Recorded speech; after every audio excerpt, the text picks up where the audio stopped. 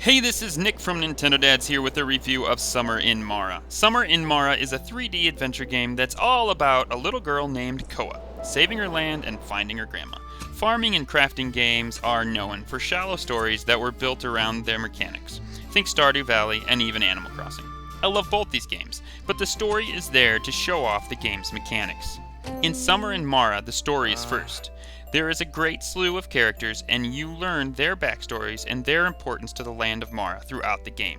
I became invested in that story and those characters, and close to the end, it's what kept me going forward. The story unfolds through a questing system. Some of these quests feel awesome and freeing, but many, in Summer in Mara, feel like fetch quests. Many are fetch quests to fill out the gameplay. So often, they had me running back and forth from the same two places just to get an item or give an item.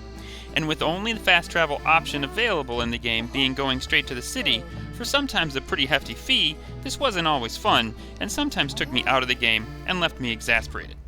My other issue here, the questing tree.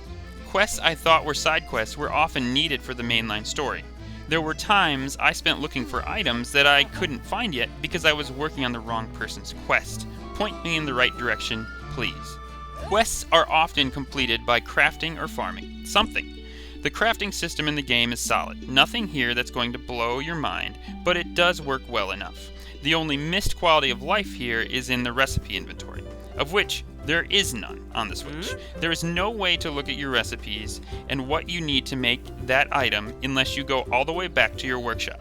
This made for needless travel way too often. The mechanics of farming and raising your animals in Summer in Mara are what we've seen in many other games. The downside being you can't move your farming plots or where your animal barns will be. But you can plant trees wherever you'd like. You can put down many other structures like workshops, mills, and swings. Listen, the land is made up of 30 tiles. Most of these have an island of some size on it. Some are big, others are pretty small. You upgrade your boat throughout the game, and that gives you access to more and more islands. Some islands are ultra important, and others not so much, but there is always something to find on each island, and I really appreciated that. Traveling on your boat is magical, for about half the game. But then, with the fact that there is a load screen every time you move tiles, you can't move diagonally, and there isn't really an effective fast travel system, it loses its charm and it starts to become a barrier to your enjoyment. Summer in Mara has an amazing story, which immediately sucked me in, and the game mechanic of boating from island to island is instantly charming. But the back and forth quests start to wear you down somewhere about halfway through. At least it did for me. The story is the foundation of the game, and it kept me chugging along even though at times I felt weary of the quests and long travel times.